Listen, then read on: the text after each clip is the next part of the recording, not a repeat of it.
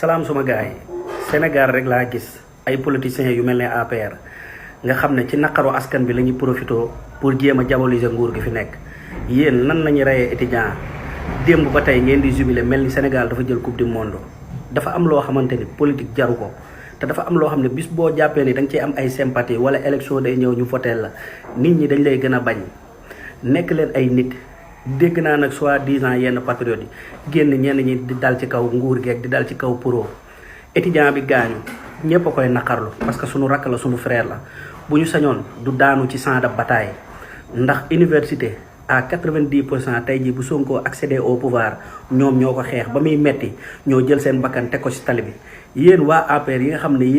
yéenay monté ay photo Sonko étudiant bi dee naan waaw yéen a ko faloon fii la xari jaar yéen xanaa da ngeen a fàtte 80 personnes ngeen fi rey 80 personnes ngeen fi rey. gis nga wax ji xam nga lan la mooy jomaay jëlal say responsabilité parce que police Macky Sall yi fi nekkoon FDS yi yow FDS nan ngay defee maintien de l'ordre dugg ci campus di daaneel ay moto jàmbur di këdd ay moto jàmbur loolu du maintien de l'ordre. dafa am ñoo xam ne dañoo nekk ci biir di saboter te sabotage bi mooy bugguñu Sonko ak jomaay réussir léegi nag yéen a war a jël seeni responsabilité Sonko lu ko waaye wax tooñ ko Sonko amul décret jomaay ci boppam mooy fal commissaire mooy fal DG mooy fal général.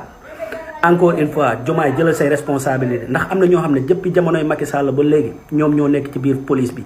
nan ngay xoolee nit mu jàkkaarloog yow nga jël lacrymogène sànni ko ci néegam nañ waxante dëgg booy bi décédé ñëpp la metti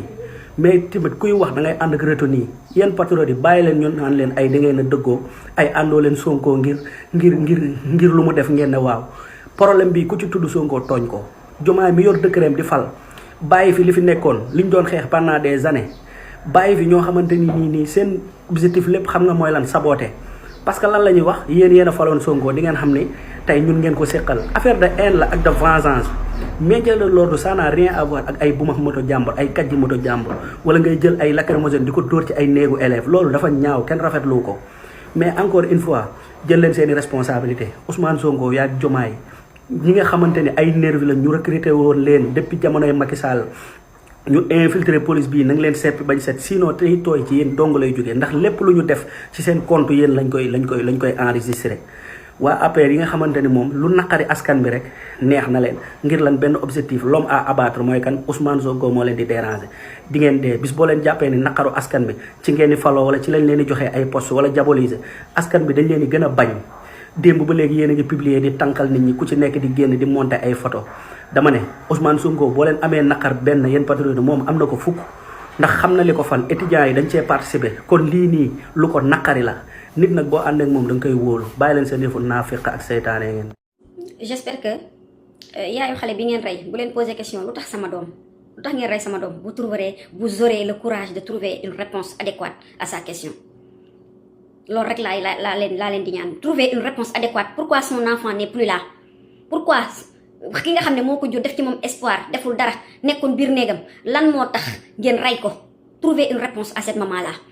waaye ku mënul trouver réponse au maman et au papa des 87 morts tués par un régime par un gouvernement kooku mënuloo trouver la réponse à la question que je viens de vous poser. Ousmane Sonko ñun waxante wuñu woon lii jaayante wuñu woon lii waxante wuñu woon lii on a un projet moom la ñu jaayoon askan bi sur la base de ce projet là la ñu amee une majorité. sur la base du projet bi ñu jaay moom la ñu amee majorité te moom la ñu askan bi di xaar pour ñu matérialiser ko ñun ñëpp xam nañ ne au lieu de faire de toi un premier ministre super fort comme Diomaye avait promis il a fait de toi un premier ministre super chargé loolu ñun ñëpp xam nañ ko xam nañ ne amuloo yenn pouvoir yi waaye sa kaddu dafa am sens ci penc mi te yaakaar naa ne autopsie bi génnee ba ñu xam lan moo rey xale bii sa kaddu dinañ ko dégg ndax sa kaddu mooy la voix qui rassure et assure te loolu dañ ko soxla. mais dañoo doyal tamit ci heure bu problème amee ñu ne kaddu Ousmane Sonko la ñuy xaar pour mën a am lu rassurant dañ cee doyal ce gouvernement là c'est le gouvernement du Pastef te da nga ko mës a assumer que ce gouvernement là c'est le gouvernement du Pastef ku soppeeku nag yaa xam loolu yow la ku soppeeku loolu yow la yaa xam mais dama ne ñi sàcc alalu Sénégal des milliards ñi ngi traîner kenn tëju leen ñu jël leen dugal leen ci coalition ñamu mbaam te ñooñu ñoo sàcc alalu askan bi alal loo xam ne tey mënoon na cee régler problème université bi te ñooñu tey jii ñooñu la ñu jël bëgg ñu leen a imposer pour ñu ànd ak ñoom gouverner ñi rey suñuy doom ñooñu la ñu bëgg a imposer pour ñu ànd ak ñoom gouverner ñi rey suñuy doom ñooñu lañ ñu bëgg a imposer pour ne dañu war a gouverner ak ñoom. Quelle déception Diomaye, quelle grande déception. fi nga toog deretu étudiant moo la fa teg fi nga toog deretu jeunes yi ñoo la fa teg di nga toog deretu 87 martyrs yi moo la fa teg fi nga toog deretu yaay papa doom sët jarbaat ñoo la fa teg fi nga toog ay xale yu ñu tëj prison ñoo la fa teg ay xale liir yu soog a judd ñu dugal leen ci kaso bi moo la fa teg fi nga teg le peuple sénégalais dans sa plus grande majorité moo ànd ci révolution bi moo tax nga toog fi nga toog c'est grâce au projet du PASTEF fi nga toog c'est grâce à Seydina Ousmane Sonko tey yow yaa ñëw jël suñu projet jaay ko weccee ko ñuy rey suñuy doom nga toog ne pat mel na du yow am sa caisse noire te sa caisse noire boobu rek mënoon a régler les problèmes une partie de ta caisse noire pouvait régler les problèmes des étudiants. ma ne comment on peut demander aux étudiants de renoncer à leurs droits alors que DG yi ñi ngi am ay salaires yu nga xam ne dañ ko waroon a wàññi ñoom sax ne nañu jox étudiants yi les PCA les DG yow sa caisse noire les salaires des ministres loolu yëpp yéen vous êtes dans vos zones de confort et vous demandez aux étudiants de renoncer à leurs miettes. C'est de la lâcheté c'est de l'hypocrisie. bu ñu ñëwee ci problème mu étudiants yi ak état bi man sama gëm-gëm laay waxal sama gëm-gëm ak li ma xam ci Ousmane Sonko li ma gëm mooy que man Ousmane Sonko mi ma xam mi jiite maanaam gouvernement bi maanaam seetaanut état bi di teg injustice étudiants yi ñuy manifester ba bakkan rot si man gëwuma loolu man Ousmane Sonko mi ma xam ci ragal yàlla ci maanaam bañ injustice gëm naa ne maanaam seetaanut étudiants yi ñuy revendiquer maanaam seen ay droit yoo xam ne maanaam état bi da leen koo dig muy lu yoon wala maanaam seen ay bourse wala seen ay rappel yooyu ñuy wax ba mu jaral leen ñu ne maanaam dañuy dem di lekk ci restaurant yi sans fay ticket te boo gisee maanaam directeur maanaam yor wàllum restaurant yi nee nañ maanaam loolu bu ñu ko defee journée bi mën nañoo ñàkk presque 100 millions état bi da leen see war a seetaan suñu frère étudiants yi Ousmane Sonko wax na ko barki démb projet la leen jaay pour ñu ànd defar dëkk bi Sénégal nag dafa naqaree defar koo laal domaine am mu ne sama intérêt personnel kenn du ko laal nañ leen ànd frère ñu jàppale maanaam Seydina Ousmane Sonko jàppale état bi dëgg la nit maam droit wam bu ko dee xeex li nga xam ne moom mooy àqam ak yelleefam état bi war na koo gestu mais situation réew mi fi mu toll parfois da ngay bàyyi dara ndax situation réew mi dawal compréhension te bañ a déglu maanaam yenn maanaam politiciens yi nga xam ne bañ réew mi lañ def 60 ans mu ñoo ngi ci réew mi musuñu leen a régler seen problème kon buñ bu ñëwee bëgg a tafu ci yéen na leen état bi ñoom ñoo leen war a fay ay bourse état bi ñoo leen jàppale wut yéen étudiants yi état bi te ñoom musuñoo régler seen ay problème ngeen war a xam ne ñii bugguñu leen toog leen ak état bi toog leen maanaam ak njiit yi ngeen waxtaan ak ñoom ngeen teg seen ay loxo lu mën a nekk état bi man gëm naa ne Ousmane Sonko ba leen tegee ci ay loxoom loo xam ne état bi attan na ko mooy lu mën a nekk dina ko accepter ndax buggut injustice déedéet nañ leen waxan yàlla rek mais bu fekkee ne da ngeen a teg ci loxo état bi loo xam ne mënut a nekk Ousmane Sonko du ko mës a nangu du mës a nangu maanaam kuy wàññi loxoom kon nañ leen réveiller sur terre réew mi ñun ñoo ko bokk suñu ay frère ngeen suñu ay frère bugguñu ñu leen di rey bugguñu ñu leen di martyrer bugguñu non non bi ko état bi commencé def ñu dal ci seeni kaw comme nañ ko daan defee ñi fi weesu. C'est de l'hypocrisie. Vous ne voulez pas renoncer à vos conforts. Vous ne voulez pas renoncer à vos salaires. Vous ne voulez renoncer à rien du tout. À vos voitures, à vos luxes que vous avez. Vous ne voulez pas y renoncer sous prétexte que da ngeen ko fay fekk que gouvernement moo ko fi bàyyi alors que yéen li ngeen jaayoon askan bi mooy benn gouvernement sobre. loolu ngeen jaayoon askan bi ñun ay patriotes lañu. mais dama ne duñu ànd ak yéen ci lu defu naa fekk bien qu'on soit des patriotes duñu ànd ak yéen ci ngeen di suul askan bi wala ngeen di matewaat askan bi. dafa doy ñun dañoo xeex ba teg leen fi on vous a donné tous les pouvoirs si vous n'êtes pas capable de gérer ce pouvoir là c'est votre problème c'est pas le problème des étudiants. Vous avez promis des réformes universitaires 2 ans après 2 ans aucune réforme universitaire n'est faite aucune réforme universitaire. On vous a donné le pouvoir on vous a donné l'Assemblée nationale on vous a donné tout ce que vous nous avez demandé on a sué pour vous donner ça on a kiné l'échine pour vous donner ça on s'est rabaissé pour vous donner ça. Et aujourd'hui, quel est le résultat? Qu'on recommence à tuer nos enfants. Ça, on l'acceptera pas. On l'acceptera pas. Te gis nga ni ñu jàmmarloo woon ak Macky mën nañ ko jàmmarloo ak yéen ni ñu jàmmarloo woon ak Macky bu ngeen ñu nar a yóbbuwaat ci lu ñu Macky yóbbu woon dañuy jàmmarloo waat ak yéen sur le terrain. On ne va plus vous permettre de tuer nos enfants. Ça doit cesser. Dafa war a jeex dafa doy sëkk. C'est quoi ce bordel? C'est quoi ce bordel universitaire que vous voulez instituer? lii mooy lan ay xale yoo xam ne defuñu leen dara ngeen ñàkk jël bip dugal ko biir université ñuy dajji ay palanteer jël moto xale yi nga xam ne moom la ñuy jàngi jee di ko sànni di ko bip di ko damm dugg ci biir néegi jigéen des filles qui sont vulnérables sensibles ngeen jël ay lacrymogènes sànni leen ko ñuy xëm. Je n'ai rien inventé. Ce sont des vidéos qui circulent. Inventé wu ma dara. ngeen jël ay étudiants di leen dóor. Quel droit vous avez d'exercer cette violence-là? Quel droit vous avez? Vous n'avez aucun droit. Même s'ils étaient dans l'illégalité, vous les jugez, vous les portez devant ki nga xam ne moom moo leen war a juger. Vous les mettez en prison, mais vous n'avez pas le droit d'utiliser la violence. Vous n'avez aucun droit d'utiliser la violence sur les étudiants. Qu'est-ce qui vous donne ce droit-là? Qui vous protège? Qui vous a demandé de le faire?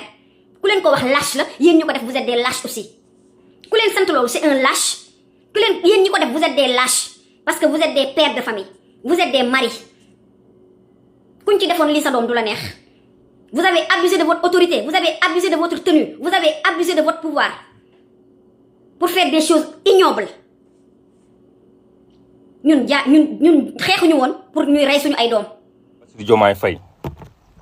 ak premier ministre Ousmane Sonko. seeni ay policier ndax seeni ay policier lañ leen mën a tuddee ndax yéen a jiite ministre de l'intérieur moo jiite policier yi nañu nekkee woon ci jamonoy Macky Sall sénégalais yi duñu leen may ñu nekkee ko ci seen régime yéen duñu leen ko may policier bu fi rey la ñu tegoon Macky Sall ba ay policier am di rey ay suñu ay frère dinañ leen ko teg gëm naa ne nag peut-être liñ booy bi ñu faat université li ñu wax ne maanaam peut-être dafa asma grenade lacrymogène moom moo ko dugg mu gaañu bu nekkee loolu mu moyen grave ndax loolu mën nañu mbiri yàlla la ndax fu maanaam désordre am homme de tenue loolu mooy liggéeyam mën na dem régler après mu def liggéeyam professionnellement waaye gis nañ ay homme de tenue ay xeetu homme de tenue yoo xam ne ñoo gàcceel maanaam ay homme de tenue ñoom yoru ñoo sol tenue comme acte yi nii dem fekk ay moto yu gaare ngay fubal di kajji lii Sénégal rek nga koy gis Sénégal rek ngay moto yi lan lañ def comme acte yu mel nii ba pare man moom d'accorduma maanaam ay ñaan maanaam police yi waruñoo franchir ay loi universitaire ak waruñoo dugg man pour man loolu moom du waxu dara parce que homme de tenue dañ ko former pour que maanaam mu territoire du Sénégal fépp bu fa am maanaam ay manifestation ay kii mu daal di dem arranger ko def ko si professionnellement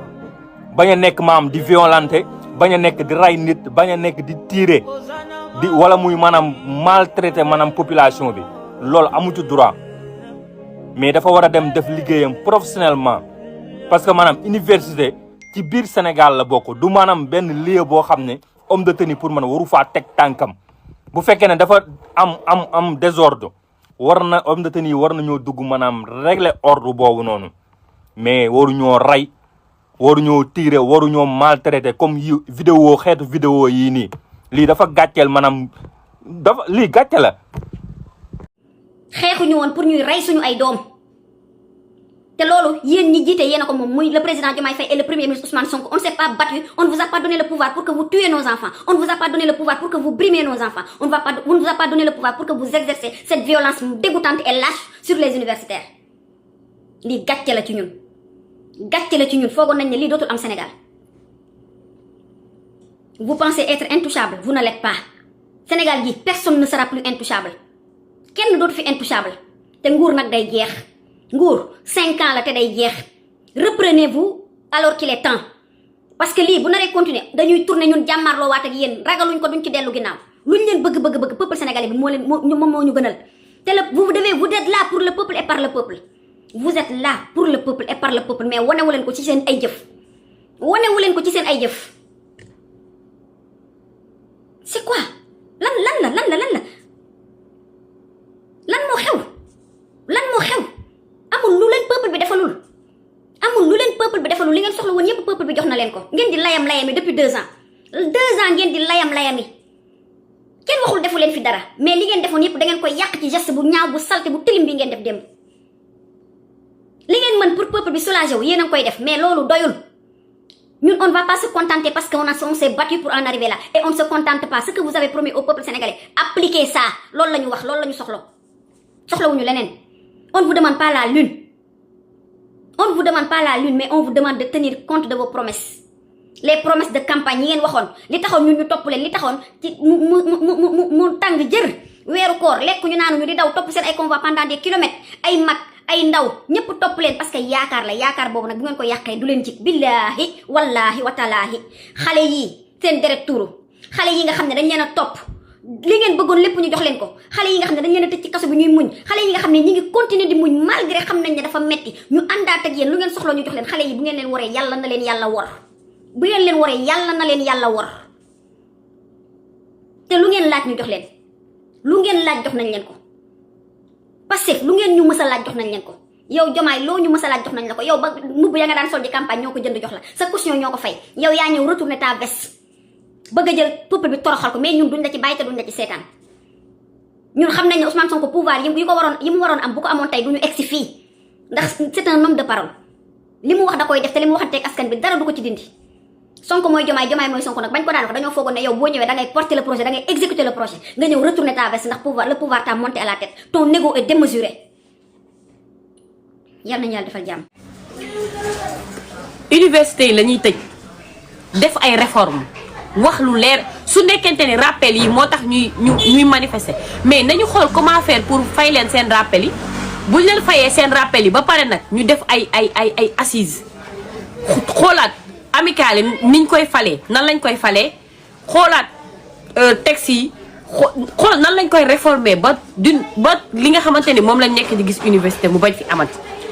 parce que man mënumaa comprendre depuis Senghor ba tey amul régime bu toog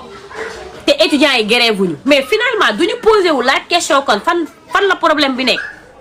finalement est-ce que si état bi la wala si étudiants yi la wala ci texte yi la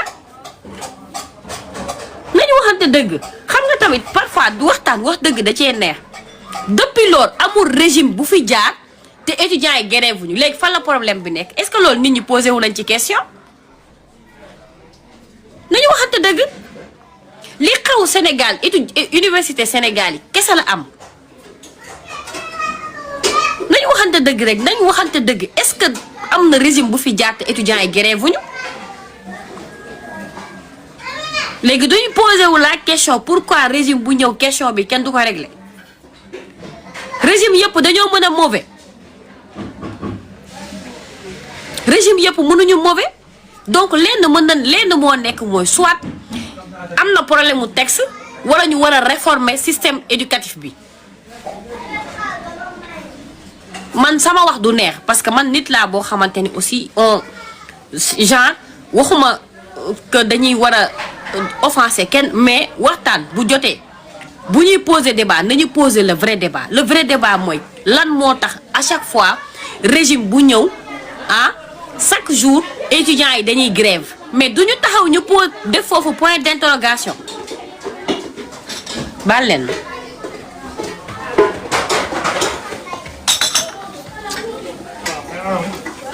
mais loolu dañ ci war a def point d'interrogation lan moo xew ba pare li xew démb dafa war a am ay sanctions li xew démb dafa war a am ay sanctions su nekkee bu nekkee FDS yi recevoir nañu ordre ku ko joxe dafa war a am demande d'explication ba pare tamit xale bi décédé ñu xam ci yan circonstances la décédé est-ce que réellement lacrymogène yi moo tax mu fatt décédé wala dañ kaa dóor ba mu dee c'est-à-dire loolu tamit nañ ko leeral espérons que ni ministre de l'intérieur tey man ci kanam tuuti dinaa takkaat samay daal soonu naa mais dinaa génnaat dinaa dem ci conférence de presse bi déglu ministre bi lan lay wax ak yan explication lay joxe j'espère bien que xam nga keroog bi ñu fi ne Madiambal dafa génn jaar ci frontière yi dem dañoo jël seeni dispositif limogé ay nit j'espère que cette fois-ci décès bi am démb dinañ jël seeni responsabilités situer les responsabilités je l'espère bien impunité mënatul continuer ci réew mi donc foofu laa bëggoon tijjee sama wax bi tey parce que dama bëgg a ñëwaat ci évolution actualité bi mais damaa bëggoon taxaw carrément ci kaw UCAD bi te sànq jot naa ay image yu yàgg am na ko ma envoyé image ni ma université bu Bambey ñu ngi manifester ñu ngi taal université bu Ziguinchor te man ba ma xoolee image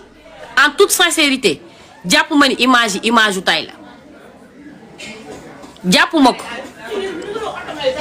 moo tax man am na ay étudiants yu ma woo yu nekk université bu Bambey ak université bu bu Ziguinchor pour laaj leen réellement est-ce que foofu am na ay manifestation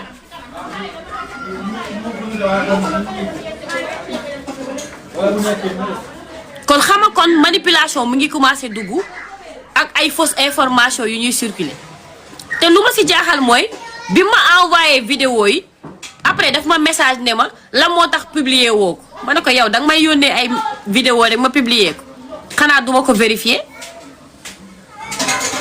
je vous jure te man xaw ma fu waa ji bokk wax fa dëgg yàlla xaw ma appartenance politique am mais yónnee na ma image yi ne ma ñii ñoo ngi manifester ma ne ko reçu diggante bi ma ne ko reçu may jéem a recouper pour xam ba xam est-ce que image yu tay la ou pas mu message ma ne ma lu tax dugaloo ko ma ne ko man nit du ma jox information ma dugal ko damay vérifier ba pare de lu ma lay wax nii même pas une heure de temps avant may ñëw may taal sama live mais gis nga dëkk bi damay wax rek gis nga ko yaakaar ni bu dëkk bi di tàq wala Sénégal bu amee zizani ñun ñëpp lay épargner ñoo ngi jum yàgg naa ko wax depuis régime bee passé yàgg naa ko wax gis nga way bi këpp gaal kenn du ko way ci tefes ku foog ni bu affaire yi tàqee danga siy génn yaa ngi nax sa bopp souvent bu yi amee innocent yi rek a siy dee étudiant bi gaañu démb demul woon front loolu moo lay wanal ni ay du yam ci bopp borom moo lay wan ne ay du yam ci bopp borom moo tax ñiy xamb di gën a xamb affaire yi parce que tout simplement yow yaa ngi sóoraale que ni bu affaire yi jaxee rek yow ci sa côté yow loolu c'est de bonne guerre xamoo ndax sa doom wala sa jarbaat buy doxi soxlaam affaire bi mën na yegg ci moom parce que y avait pas de front hier donc amuñu woon di nekk di tirer ay lacrymogène nañu waxante dëgg kon man jàpp naa ne li xew démb du dëgg du yoon bavure policière yi pour lan au nom de quoi au nom de quoi au nom de quoi te Sénégal moo bëri ay naafiq bëri ay parparloo bëri ay nit yoo xamante ne ay position politique jaral na leen lu nekk ak foo munti bokk nag je pèse bien mes mots ak foo munti bokk nga bokk pouvoir nga bokk opposition laa ci yemale dañoo dem ba politique bi prendre le dessus ci nit ñi humanisme bi ñu war a am sax amatuñ ko dañoo dem ba topp rythme politique bi guerre de positionnement bi calcul politique ba tax ñuy sax fàtte li nga xamante ne nii moom moo war a nekk nation bi man je parle pour le peuple parce que gis nga politiciens yi ngeen fii gis nii barki Seydina Mohamed suñu semé le bordel fii ba pare les gros perdants ñun ñooy toog ñu naan interdiction moto yi duñu circuler 1-2 ñu dagg connexion yi 1-2 ñu ne rey nañ benn étudiant comme démb 1-2 ñu ne diw gaañu na 1-2 nit blessé na 1-2 nit feebar na asthmatique yi nag démb xaw nañ dee léegi kañ la nit ñi di yeewu di xam ne aspect politique bi ñuy bàyyi muy prendre le dessus c'est pas notre avantage du suñu avantage ak politicien foo mënti bokk laa wax léegi wax ji leer na foo mënti bokk muy pouvoir muy opposition yépp a ci yam